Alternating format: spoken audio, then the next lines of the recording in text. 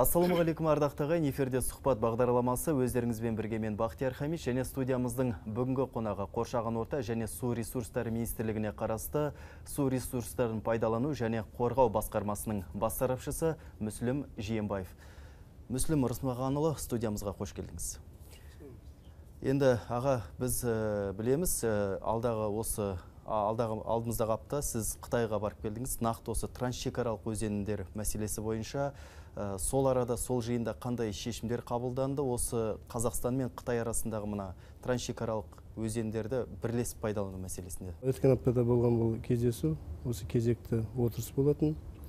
Бұл отырыста осы екі арадағы қазіргі кезде біз Қытай Халық Республикасымен су мәселесін үлестеп бөлу мәселесін қарастырып жатырмыз.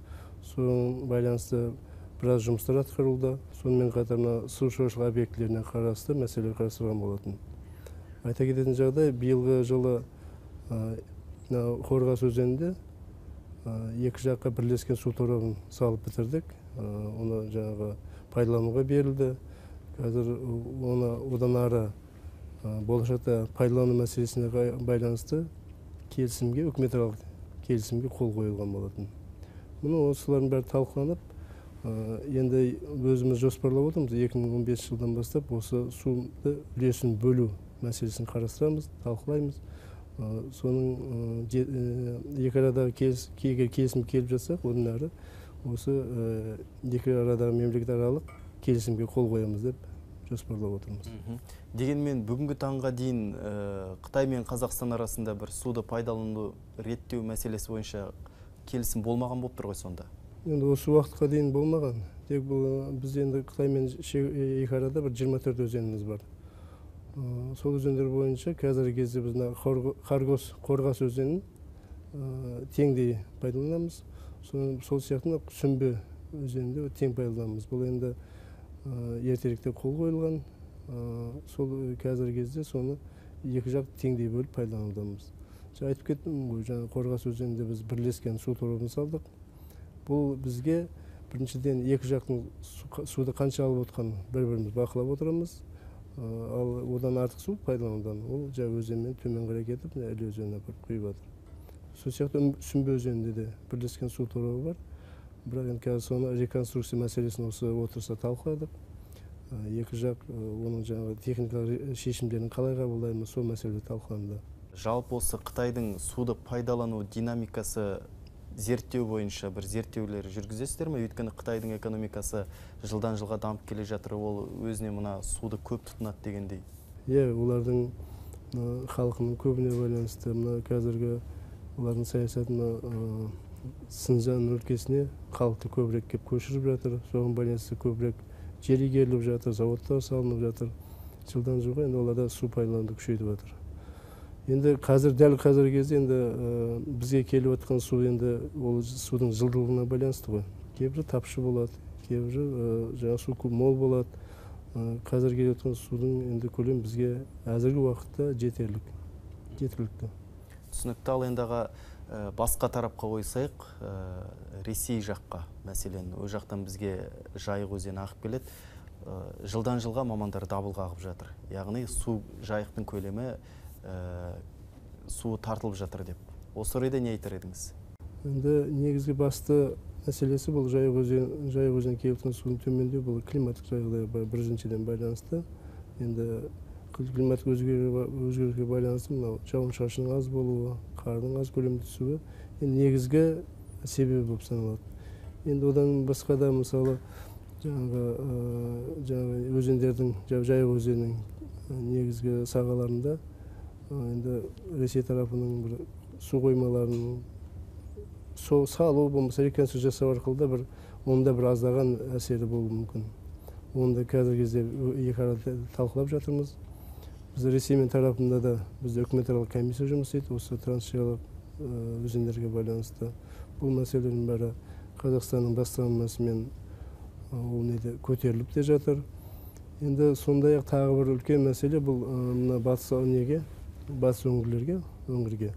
Біздің мынау үлкен және кіші өзенге су Паласов жүйесі арқылы Саратов каналдарға су беріледі. Бұл енді Совет өкіметі кезіндегі екі арада келісілген нәрсе. Тек біз сол берілген судың шығынын ғана қайтарып отырамыз. Ол жаңа кеткен шығынын біз өтейміз.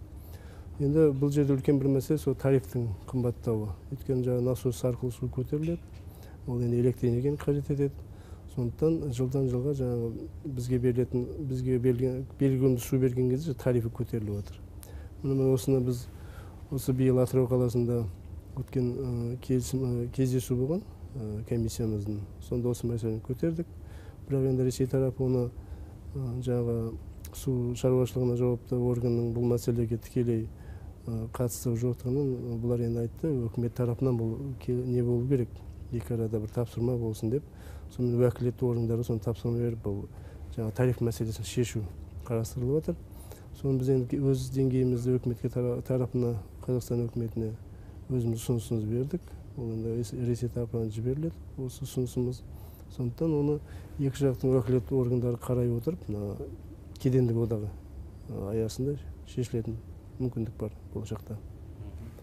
Ал enдағы осы судың бастауында отырып, Қазақстанға сол жағдайын мейлінше жаңағы қыспақ көрсететін Қырғызстан енді билігі деп айтпасақ та, халқы былтыр өзіңіз білесіз, жазда қандай жағдайдың болған, бүкіл Жамбыл облысының диқандары сусыз қалды. Енді осындай жағдай тағы биыл қайталанады дегендей жағдай болмай ма? Енді биылғы біз біраз Көксай өзеніне қатысты біраз өкімет тарапында мәселе көтерілді. Ресми өкіметіне де біз жаңағы өзіміздің наразылығымызды білдірдік. Енді болашақта оны Көксай каналын жанында өзіміздің канал салу мәселесі бізде қарастырылған. Енді егер өкіметтен қолы шешім шығарылса, мүмкін болашақта канал салынатын жер өзіміздің аумағы арқылы. Түсінікті. Мүслім Рысмаханұлы, енді соңғы сұрақ. Осы жалпы ел билігі мына су қорлары мейлінше азайған жағдайға дайын ба? Бір шаралар жоспары дегендей қарастырып отыр ма? Елбасымыздың 2012 жылғы жолдауына байланысты Қоршаған орта министрлігі қазір су ресурстарын басқарудың, Қазақстандағы су ресурстарын басқарудың мемлекеттік бағдарламасын әзірлеуде. Ол қазір бағдарлама толық әзірленді. Мемлекеттік органдарда келісу процедураларын өтуде. Осы бағдарламаның аясында көп мәселе қарастырылды. Ол жаңағы кіші су қоймалар салу мәселесі көтерілді. Негізінен бұл кіші су қоймалар бұл біздің оңтүстік аймақтарда болады. Енді өйткені жаңадан суғармалы егістің көлемін ұлғайту мәселесі, ол бізде енді оңтүстік аймақта суғармалы егістің бәрі. Ол бір мәселе. Одан бөлек жаңағы жүйелерді, мелиоративтік жүйелерді жетілдіру, жақсарту, олардың жаңағы КПД дейді, сонысын жоғарылату мәселесі сол бәрі бағдарламаның аясында қарастырылған. Енді ол бағдарламада мемлекет бағдарлама болғаннан кейін, ол жерде нақты шаралар болады. Сол шараларға белгіленген көлемде жаңағы қаражат қарастырылады. Егер осы жылдың аяғына дейін мүмкін өкіметке де енгізілетін бұл бағдарлама. Егер қабылданғаннан кейін Қазақстанда айтуға болады, толық осы судың тапшылығына алдағы болуы мүмкін неге қазір дайын деп айтуға болады.